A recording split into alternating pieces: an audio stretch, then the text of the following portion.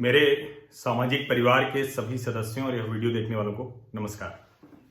वैसे तो मेरी कोई भी न्यूज वो निगेटिव ना हो इसका प्रयास मैं करता रहता हूँ, लेकिन कई खबरें होती हैं जो एकदम से पॉजिटिव न्यूज का अगर कोई बुलेटिन जैसा बनाया जाए तो उसमें फिट हो जाएंगी, और वो खबर ऐसी होती है जो भविष्य के लिहाज से बहुत अच्छी होती है। ऐसी ही खबर इधर आई, लेकिन चूंकि चाइनीज वायरस कोरोना की महामारी में प्रकोप में आप दूसरी चीजों पर उस तरह से ध्यान नहीं दे पा रहे होंगे।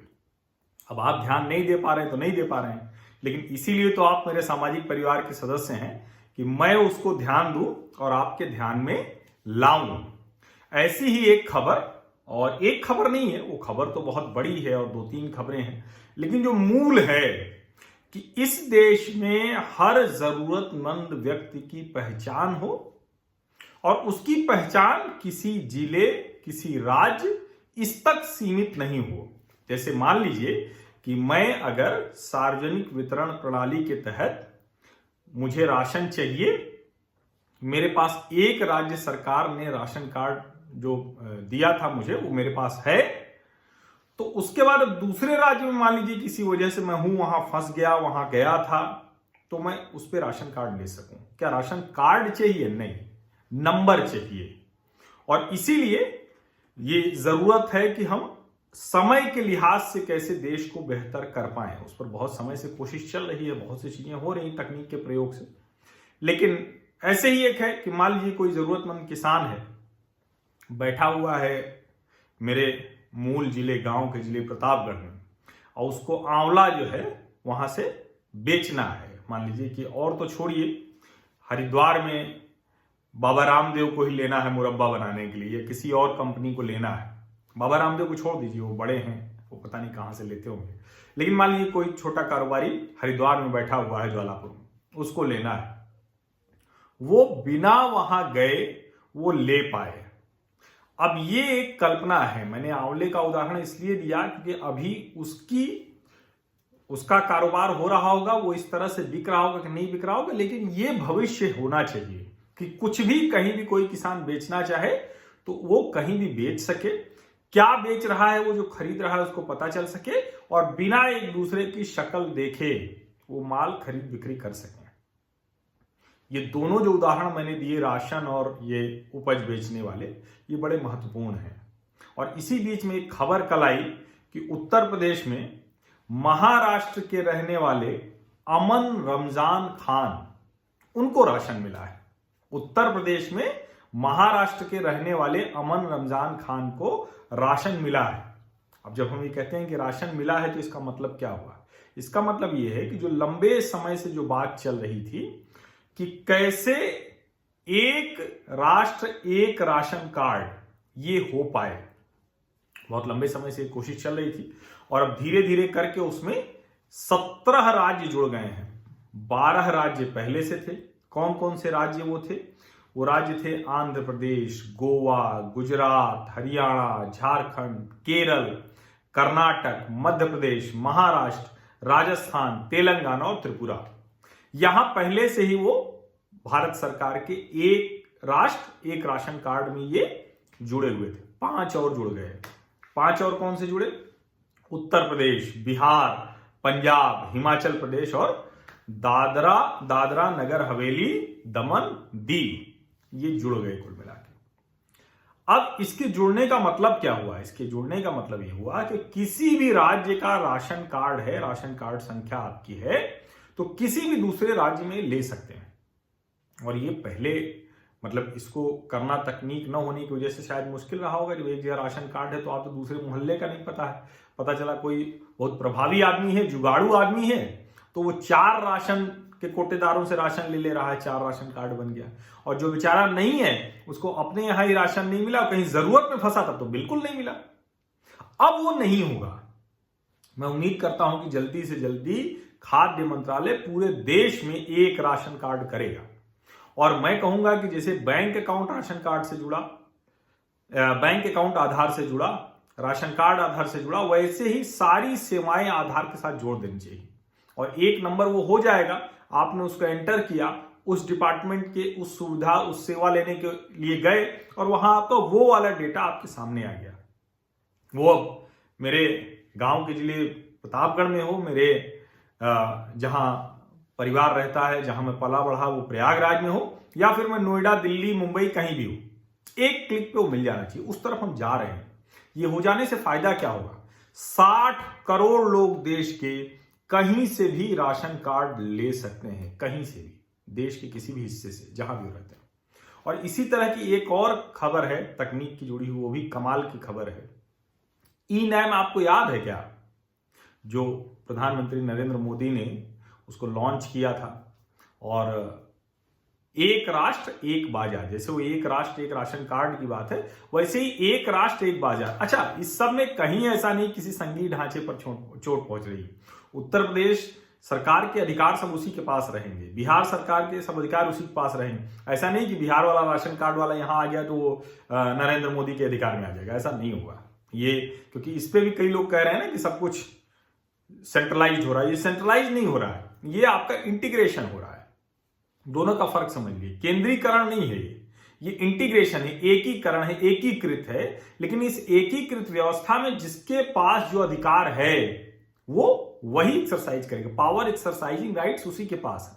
तो ये है। और ई नैम के तहत देश भर की मंडियों को जोड़ना है। अभी जो कमाल का काम हुआ है, 7 राज्यों की 200 नई मंडियां, वो ई नैम यानी इलेक्ट्रॉनिक नेशनल एग्रीकल्चर मार्केट, राष्ट्रीय कृषि बाजार योजना, इससे जुड़ गई हैं। जो 200 मंडियां जुड़ी हैं उसमें जो सबसे ज्यादा मंडियां हैं वो 94 राजस्थान की हैं, 27 तमिलनाडु की हैं, 25 गुजरात और 25 ही उत्तर प्रदेश, 17 ओडिशा, 11 आंध्र प्रदेश और 2 मंडियां कर्नाटक की हैं। अब कर्नाटक तो पहली बार ई नैम वाली सूची में जुड़ा है। यहां मैं एक बात आपको बता दूं कि जो ई नैम है इसका शुरुआती ढांचा वो कर्नाटक ने ही तैयार किया था, और कर्नाटक के ही मॉडल को देश भर में एक तरह से कहें तो उसको विस्तार दिया गया। हालांकि वहां अलग एजेंसी काम कर रही थी, देश में अलग एजेंसी काम कर रही है, लेकिन अब कर्नाटक भी उसमें जुड़ जाएगा। अभी तक कर्नाटक जुड़ा नहीं था। कर्नाटक में पहले से ही आप एक लाइसेंस लेके पूरे राज्य की मंडियों में कारोबार कर सकते हैं। बड़ा अच्छा सिस्टम है उनका। 16 राज्य और 2 केंद्र शासित प्रदेश, इसमें 585 मंडियां पहले ही जोड़ दी गई। तो अब कितनी हो गई? 200 और जोड़ गई तो हो गई 785 मंडियां। यानी देश में 785 मंडियां वो ई नैम से जुड़ गई हैं। यानी कश्मीर का आदमी केरल के आदमी से खरीदारी कर सकता है। ये बहुत जरूरी चीज समझने की है। और इसमें मई के अंत तक कुल करीब 1000 मंडियां हो जाएंगी। जो अभी 785 हैं, 1000 मंडियां हो जाएंगी, तो करीब 215 मंडियां और जोड़ने की उम्मीद वो की जा रही है। लक्ष्य भी यही था, 415 मंडियां जोड़ने का। ई नैम पर उस पोर्टल के जरिए 1 लाख करोड़ से ज्यादा का कारोबार हो चुका है। 1,66,000 करोड़ किसान जुड़े हुए, यानी 1.5 करोड़ से नहीं 1 करोड़ 66 लाख, मैं बोलने में थोड़ा गड़बड़ होगी, 1 करोड़ 66 लाख, मतलब 1.5 करोड़ से ज्यादा किसान जुड़े हुए हैं। 1,28,000 व्यापारी जुड़े हुए हैं।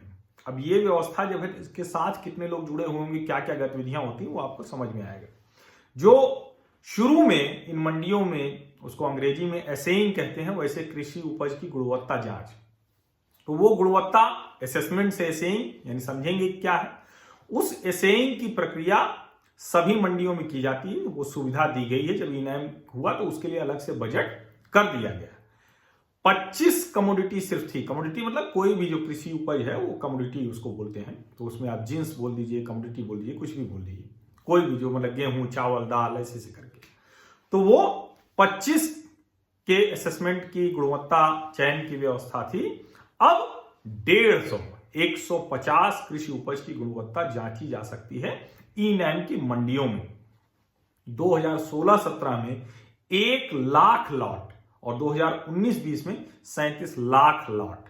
अच्छा, 37 लाख लॉट, 1 लाख लॉट का मैं मतलब बता दूं कि यहां लॉट मतलब कोई तय संख्या नहीं है कि आप कितना ले गए।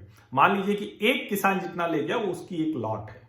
तो 37 लाख किसानों ने एसेइंग की सुविधा का लाभ लिया। अब एसेइंग की सुविधा का लाभ लेने का मतलब क्या है कि आपने अगर उस सुविधा का लाभ लिया, तो मैं यहां बैठा हुआ हूं, मैंने क्लिक किया तो उस मानक पर उस उपज की क्या गुणवत्ता है, क्या उसका अच्छा बुरा है, कितने मानक पर है, वो सब सामने आ गया।